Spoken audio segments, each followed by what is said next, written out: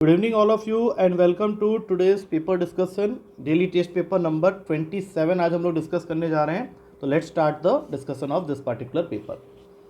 तो पहला क्वेश्चन है, तुम्हें एक वैल्यू दी हुई है 2 इंटू 3 इंटू 5 इंटू 7 इंटू 11 और बाद में इसके साथ में +1 किया गया और वो पूछ रहा है कि किस तरह का वैल्यू होगा। पहला ऑप्शन है प्राइम, दूसरा ऑप्शन है not a prime but power of prime, तीसरा ऑप्शन है not a power of prime but a composite even number और चौथा ऑप्शन है not a power of prime but a composite odd number. और इनमें से किसी को भी डिसाइड करने के लिए मुझे ये वैल्यू पहले सॉल्व करना पड़ेगा। तो 3 2 6 6 5 30 37 210 इंटू 11 +1, तो ये आ रहा है 2310 +1 जो कि होता है 2311। अब 2311 एक प्राइम नंबर है, सीधी सी बात है, तो सीधा टिक मारेंगे ए ऑप्शन और क्वेश्चन यहीं खत्म हो जाता है। अब अगला क्वेश्चन आ रहा है, if the sum of the digits of a number is in the form of 10 to the power of n-1। ये एक पर्टिकुलर नंबर के सम ऑफ द डिजिट्स को गवर्न करता है ये formula 10 to the power of n-1 और question के according इसकी वैल्यू इक्वल दे रखी है 3798 के साथ में। अब इसका क्या मीनिंग है ये समझने के लिए पहले n के जगह 1 रखते हैं। तो तुम्हारा नंबर 1 आता है 10 की पावर 1 -1 दैट इज़ 9। अब अगर इसी एक्सप्रेशन में n के जगह 2 रखते हैं तो ये बन जाएगा 10 स्क्वायर -1 दैट मीन्स 99। तो यहाँ पे तुम क्या करो, डिजिट्स का सम भी कर लो, ये 18 हो गया। अब n के जगह 3 रखेंगे तो ये 10 का क्यूब हो गया -1 मतलब 999 जो कि हो गया 27। तो एक तरह से अगर हम लोग देखें तो ये 9 का टेबल चल रहा है। तो तुमको सिर्फ इतना जानना है कि 9 8 27 करते हुए ये जो 3798 क्वेश्चन में दिया हुआ है ये आएगा कब, यही तुम्हारा आंसर हो जाएगा। और सिंस ये सारी वैल्यूज़ जो है ये एपी में है तो we can go with this formula L is equals to a+n-1 into D.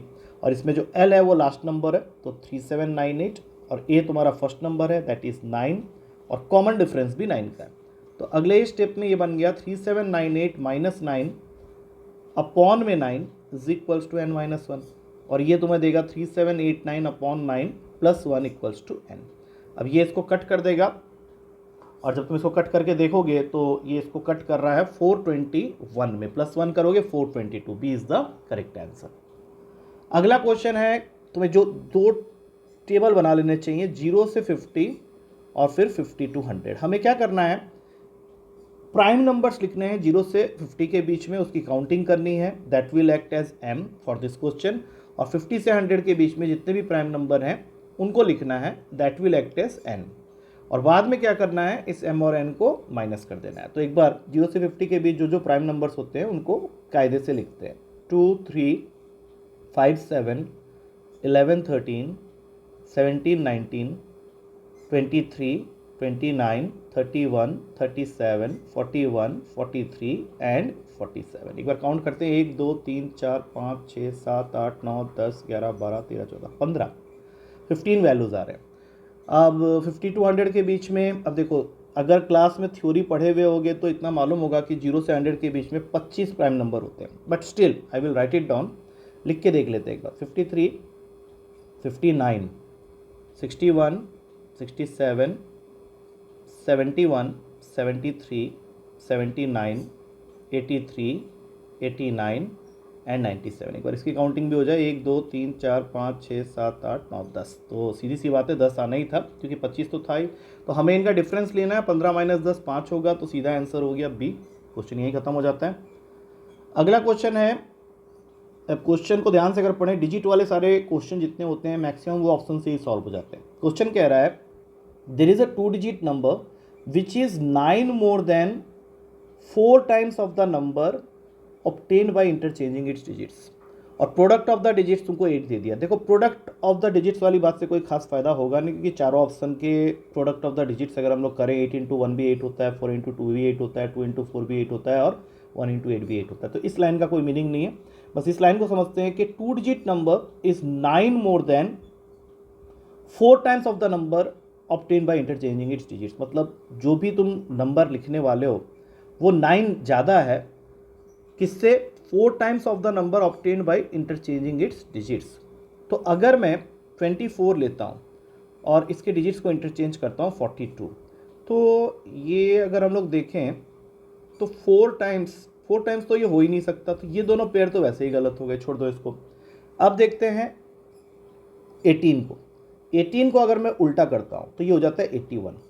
अब 18 का 4 टाइम्स करके 9 ऐड करने पे 81 आ रहा है। तो अभी कन्फ्यूज़न क्या है कि 18 और 81 में से कोई भी आंसर हो सकता है, दिमाग में क्या आएगा ये सोचना है थोड़ा सा। तो उसने ये बोला था कि 2 digit number is 9 more than 4 times of the number obtained by interchanging it's digits.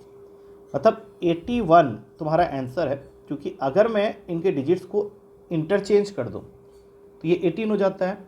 इस वैल्यू का 4 टाइम्स करके 9 ऐड करने पे तुमको ये नंबर मिलना चाहिए। तो नंबर जो तुम्हारा हुआ वो 81 हुआ। ठीक है ना। अगला क्वेश्चन, क्वाड्रेटिक का थोड़ा सा कंसेप्ट इसमें यूज़ होगा। जैसा कि यहाँ पे तुम देख सकते हो कि क्वाड्रेटिक इक्वेशन है और इसमें हमें एक वैल्यू दे रखी है अल्फ़ा माइनस बीटा की।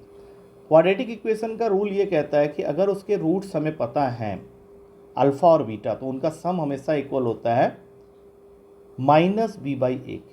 तो यहाँ पे ए है 1, बी है के और सी है -15, क्योंकि कोई भी क्वाड्रेटिक इक्वेशन का जो स्टैंडर्ड फॉर्म होता है वो होता है ax² plus bx plus c equals to 0। ये बेसिक थ्योरी पता होनी चाहिए। तो sum of the roots minus B by A के हिसाब से हो गया माइनस के, और प्रोडक्ट ऑफ द रूट्स होता है सी बाई ए, तो वो -15 हो गया।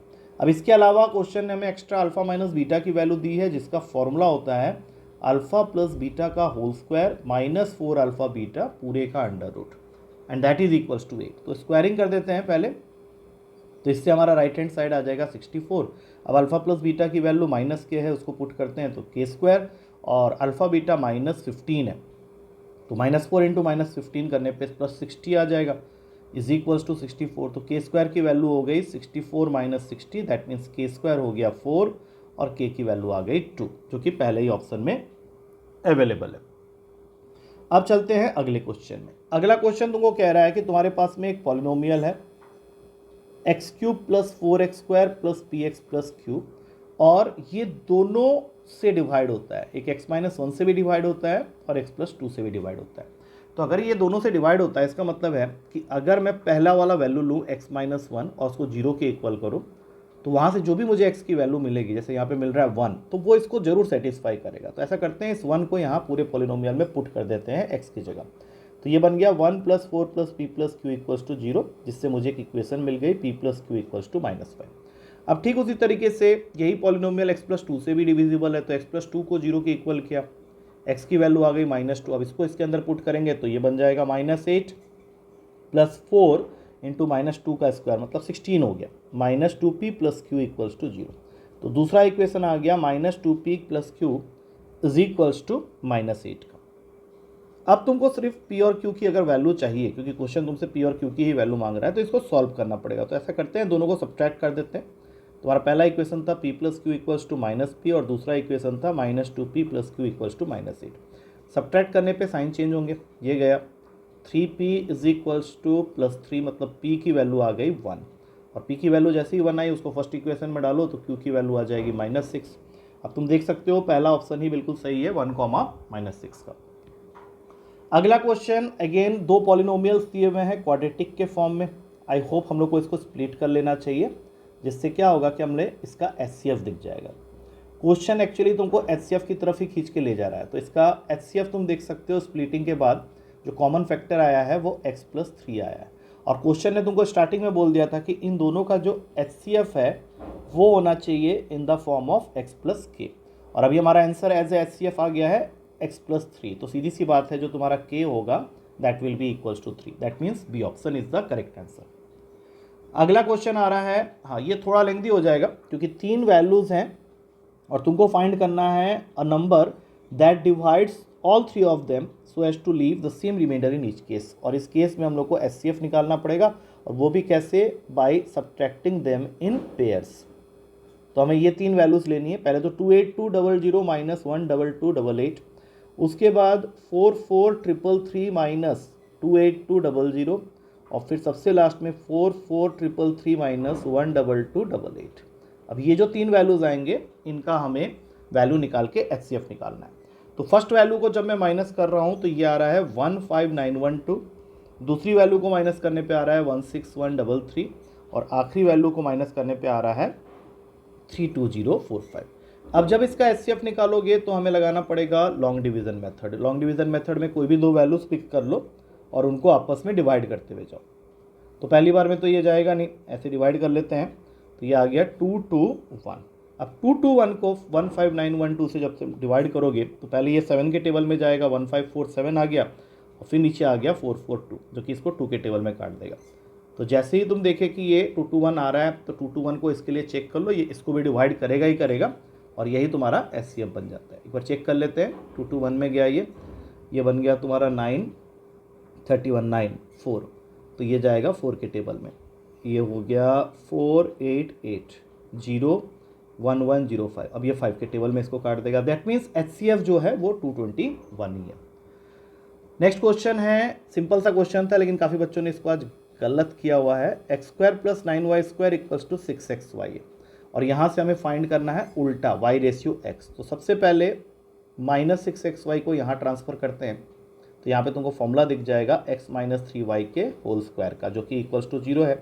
तो यहाँ से नेक्स्ट स्टेप में x - 3y = 0 हो गया। दैट मीन्स x = 3y, और x/y की वैल्यू आ गई 3/1, लेकिन हमें तो y/x चाहिए, तो ये वैल्यू हो जाएगा 1/3। तो ये काफ़ी बच्चों ने गलत किया था, उन्होंने x/y निकाल दिया था। आखिरी क्वेश्चन है, ये भी सिंपल सा क्वेश्चन है, बट इसका मैंने ऑप्शन गलत डाला हुआ था, बाद में मैंने रेक्टिफाई कर दिया था। तुमको देखना है कि m की पावर में n 1331 दे रहा है, and that is possible only when it is 11 का क्यूब। दैट मीन्स m हो गया 11 और n हो गया 3। अब इस वैल्यू को यहाँ पे एक बार पुट कर लो, क्योंकि तुम्हें फाइंड करना है इन्हीं वैल्यूज़ के through m-1 whole raise to the power of n-1। तो 11 - 1 whole raise to the power of 3-1, तो ये 10 का स्क्वायर हो गया विच इज़ 100, और ये हमारे पी ऑप्शन में अवेलेबल है। सो आई होप सारे क्वेश्चन समझ में आ गए होंगे, और काफ़ी जल्दी हमने कर लिया है इसको। तो फिर नेक्स्ट वीडियो में मिलते हैं नेक्स्ट पेपर के सॉल्यूशन के साथ। ठीक है, चलो टेक केयर।